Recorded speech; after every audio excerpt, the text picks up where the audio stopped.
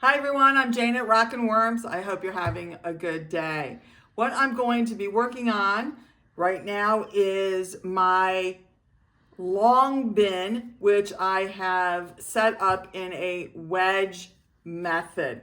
I did the video where I set that up a week ago, and I'll link that in the description so you can see how I set it up. So what I'm going to be doing today is doing some casting harvesting from the one end. You want to show it? The casting harvesting from one end. And also I'm going to be doing a feed on the other end because last time I fed fast food and it's now been a week, 7 days, and I'm sure that the fast food is gone and they need to be refed. And in fact, if you look in this section right here, you can clearly see where the fast food was. I had trenched it, put the fast food in, covered it up, and it clearly is going to be gone because there's just a big divot here where the food used to be. All right, so that's a good sign that the worms have totally demolished that. So let's start with the sifting. Some of my bird seed is sprouting a little bit. Okay, so what I'm doing here is a little bit different than what I normally do for sifting. I actually have my 1/4-inch screen on the top and the 1/8 inch and the 12th inch underneath. Normally I just use the 1/8 inch and the 12th inch, but I wanted to show you that what is left over if I use the 1/4 inch, because the 1/4 inch screen is very popular for sifting. I have a couple worms in here. I don't know if you can see them. They're pretty dark, but I have a couple worms in here, and they're going to just go at the working end of the bin, if you will. Okay, let me get another handful here. Put it through the 1/4 screen. And you can see a couple more worms, but also you can see that just about everything is going through the 1/4 inch mesh. So if I wanted to, use the 1/4 inch mesh for my casting sifting, to go into my garden, into my, seedlings or whatever, basically I could probably skip sifting except for pulling out the few worms that are still in here and just, grab it and go, right? Why go through all the effort of sifting if, 99% of it is going through the screen? And that, again, is perfectly, fine, acceptable. Like I said, it is from what my general understanding of, doing a little research, watching other people's YouTube channels, that the 1/4 inch screen sifting is the most popular. But, of course, because I have to be different and make things difficult on myself, it's not really difficult. I prefer to have the finer siftings. Look at all these worms. These worms were in the dry down section of this long bin. So they just aren't getting the memo that they need to hightail their little worm butts down to the working end of the bin. And that just shows that there's still plenty of moisture in the dry down end. There's plenty of food in here because they're just in no hurry to move out. And you know what I'm going to do? I showed you what it would look like if I used the 1/4 inch screen. I'm going to get rid of it. I prefer, let me do a little sifting here. And this, again, this is the 1/8 inch screen that I normally use. Now you can see that there's a whole bunch left in the 1/8 screen. Let me move out a worm there. There's another little guy. And this is what it looks like that does not go through the 1/8 inch screen. To me, I would prefer to put this back in my bin and have the worms continue to work on it. Okay, so for me, this isn't as fine or as pure castings, if you want to use that terminology, for my desires. Okay, almost done actually on this end. Okay, so just to back up a little bit and talk about the wedge system itself, which I fully admit I am not fully versed in it yet. This is only my, second go around working in this bin. But my understanding is that, it's a type of horizontal. I'm just going to pick up these worms. No sense putting them through the trauma of sifting. It's a type of horizontal migration that works best when you have the bin real estate in order to do, sequential siftings, and move on the bin from one section, this section to this section to this section. And if the bin was longer, I could obviously just keep going. If you have a regular bin that is more, like this size, which is most of my bins, you don't really have the real estate in your bin to do the subsequent migrations necessary to really take full advantage of the wedge method. But like I said, I have this long bin. I thought I'd give it a go. I like to try new things and see how it works, because that's how things get better. If I just lock in, I don't improve. But of course, if it doesn't work, I just go back and, to what I was doing before and, try something different.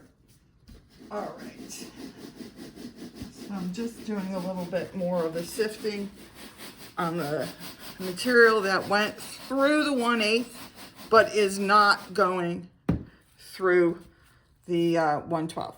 So what I can do here is, again, put this stuff back in the bin and let the worms continue to work on it.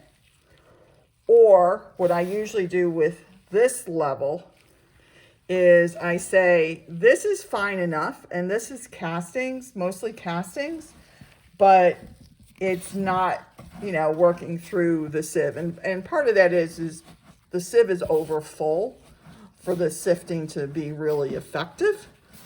And if the sieve was less full, more of the material would go down. Okay. What I like to do at this level is just do a quick look to see how many cocoons I have in here. If I have a lot of cocoons, what I do is I put this into a separate holding container or shoebox kind of thing, and I will go through it and pick out cocoons. And they will go back into the bin for hatching, and the material the cocoons came out of will go into my castings bucket, okay? Sometimes there's just not a lot of cocoons in this sifting because, again, the worms have been moving to the working end of the bin and laying their cocoons in the more moist end because that's better for their population growth. That's what they like better, because they want their babies to live too, right? So they put the cocoons where they feel that the probability of, their babies successfully hatching and growing up is, increased. But I do see I have a couple cocoons in here, right here and right here. So that's 2. Let me see if there's any more. Because I'll tell you, sometimes if I just have a few cocoons, a handful or something, it's not worth my time to go through all this material and pick out, 5 or 6 cocoons. Now, when I first started, you betcha I would have gone through this material. This is a different cocoon. It looks like it's a little bit more yellow than the first 2 I showed you. I would have definitely gone through this material and picked out every cocoon because I was starting out and I started with a very modest amount of worms, and every cocoon was super valuable to me. Okay. But at this stage, I've got plenty of worms. I've got plenty of cocoons. Yes, I'm growing my population because I do want to start selling in the fall, but my time is worth something as well. So what I'm going to do is say close enough is good enough, and I'm going to put this material into my castings bucket. All right, and I'm not going to pick through for the cocoons. Here, this is something else, just as a little tip. You see how some of the material here is, adhered to the screen? That shows you that there's moisture in the bedding that I'm sifting, but you can also see that it's mostly clean, which means it's mostly dried down to a siftable amount. If it was all clogged with dirt or bedding, which certainly happens, that just means that your bedding is probably still a little too damp to sift effectively, and you should probably let it dry down a bit more just to make it easier on you. So there's a little tip if you're new to the sifting game. This is the material that went through the 1/12" screen. This is what I consider, my best castings. Okay. Super fine. Again, 100% worm poop? Nope. There is little bits in there, and that is perfectly okay with me. In fact, I actually kind of like it like that. This is just showing that there is still good moisture in here. It clumps together, but it breaks apart fairly easy. Okay, so I do like having some residual bedding, food, whatever you want to call it, in the castings, because when this goes into my castings bucket, I'm feeding the biota in there. That biota still needs food and moisture in order to stay alive. And the whole thing with castings is keeping that biota going. So having,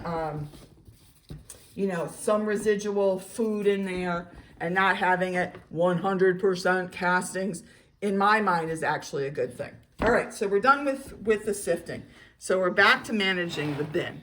So what we're gonna do is I'm gonna pull off this, newspaper, which is at the end of its life here, just to get it a little bit out of the way, and I'll put it on the top of the bin when we close it up.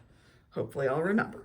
Okay, so now I'm going to just turn the bedding over, which aerates it, and I'm going to move it down to the now empty end of the bin. And this is what is called the wedge.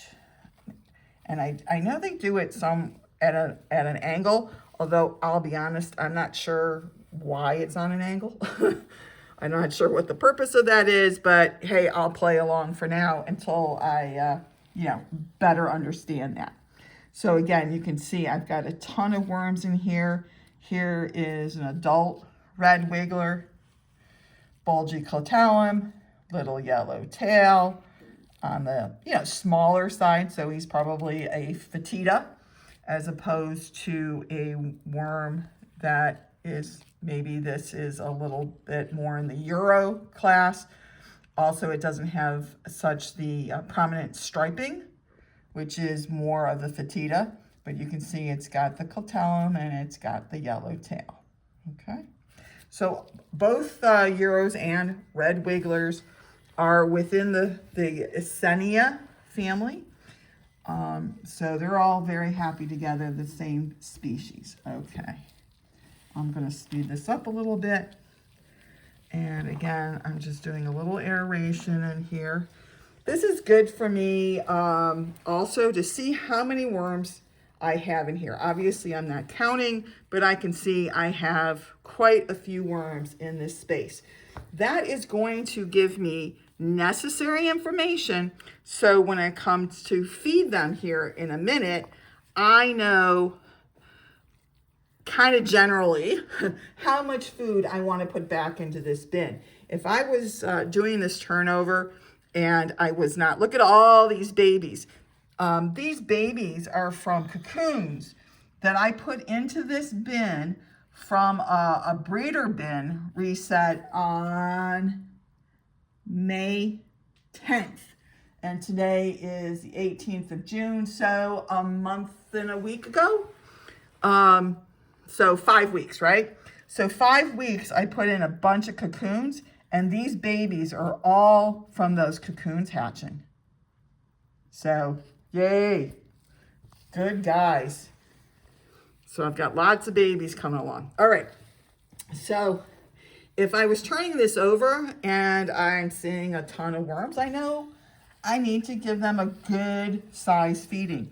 If I was turning this over and I wasn't seeing a bunch of worms, then I would know I need to back off on my feeding amount, because you do not want to overfeed your worms. That's one of the most common mistakes beginners make, is they overfeed, and you know, the food rots before the worms and the biota can consume it, and it gets nasty and smelly, and it can bring in, you know, unwanted pests, and just don't go there, okay? The worms eat the bedding that you use, regardless if it's newspaper or coconut coir or peat moss or composted manure, whatever you're using, they eat that. So they've basically got food right up until the point where they've turned it all into their own poop. Well, guess what? They eat their own poop too. And my reading says that they can eat their poop like 5 or 6 times before they've basically, you know, gotten all the nutrition out of it they can. So you have a lot of food in here. So don't overfeed with your food scraps. Okay, so we've moved everything down to this end, and I now have this empty space in my wedge system, and I am now going to add my bedding mix. This is my indoor tabletop pre-composting, which again, I'll try to remember to link that as well in the description, so you can see what that is. This stuff is a game changer. I'm telling you, I get castings like so quickly and so beautifully. So if you can find the ability to make yourself some tabletop indoor pre-compost, I highly recommend it. Okay, and I also mixed in, by the way, cow manure, because that's my primary bedding, is cow manure and the pre-compost. So what I'm gonna do here is I'm gonna trench this. I'm gonna give them a napkin, because that helps do 2 things. One, it helps remind me where it is in case I don't get that big divot. And also it does help absorb the moisture that's coming off the previously frozen food as it defrosts and also starts to break down by the worms and the biota in this ecosystem. All right, so this is what I'm feeding them. This has all been previously frozen. It's a little thawed, but not too much. There's still some fast food in here, some lettuces, a couple cabbage leaves. I've got some carrots. I've got tomatoes, a lot of seeds. I'm gonna be really interested to see if any of these seeds sprout. Most of it is peppers, because I've been, you know, stripping and freezing my peppers. Okay, I'm gonna give them a nice generous feed, more tomatoes, because I do have a lot of worms in there. And I also want to now, as part of the wedge system, encourage the worms that I've just moved into this section of the bin to migrate down to the food, start leaving this section of the bin so I can get ready to sift it out, okay? So that's the whole purpose of the wedge, is to keep the worms moving into one section initially and then encourage them to move out of that section to the working end of the bin so you can do an easier casting harvest. Okay, so there's the food. I'm going to give them just a little sprinkle of the worm chow. Again, you know, I want them eating the food scraps, right? So the worm chow is just an easy food for them to start eating on, while the biota works on the food scraps, because that takes a little bit more breakdown before the worms can get into it. This sprinkle was dolomite. I always have such a hard time saying that. Agricultural lime. I think I'm just going to call it agricultural lime going forward. And that's going to help provide some grit. It's also going to help offset any pH changes that is due to putting in all this frozen food. Okay, so the feeding is done. What was the last thing you added? The azomite. Did I talk about the azomite? Okay, I'm sorry. I just put in the azomite, which is a soil amendment. It's made up of crushed rocks, crushed minerals, and that adds a lot of micro minerals, zinc, borax, iron, things like that are good in micro amount for your plants. And by allowing the worms to start working on the azomite while it's in the bin, of course they eat it, they poop it out. It's now incorporated into the castings, so when the castings go into your garden, it's more readily bioavailable to your plants. Now, I now have covered up the food with more of the pre-compost and manure bedding mix. I didn't have enough to, just scoop it on, so I just poured more on top. This bin is almost done. So what I'm gonna do lastly is put on that shredded newspaper. I don't actually know where I'm supposed to put it, so I guess I'll just put it here in the middle and split the difference between one end and the other. I think the worms will find it if they want it. And then since that newspaper is pretty much decimated, I'm going to put on some new fresh newspaper. I'm not going to spray this. I could spray it, absolutely could spray it, but I think I have enough moisture going on in the bin as this frozen food defrosts and puts, moisture into the bin. I really don't want to add more moisture into the system until I see how the bin reacts to that larger feeding. I usually don't feed that much, but I'm, trying to ramp up here a little bit. Okay, so I'm just going to put it on the newspaper on this end, and then I'm going to cover it up.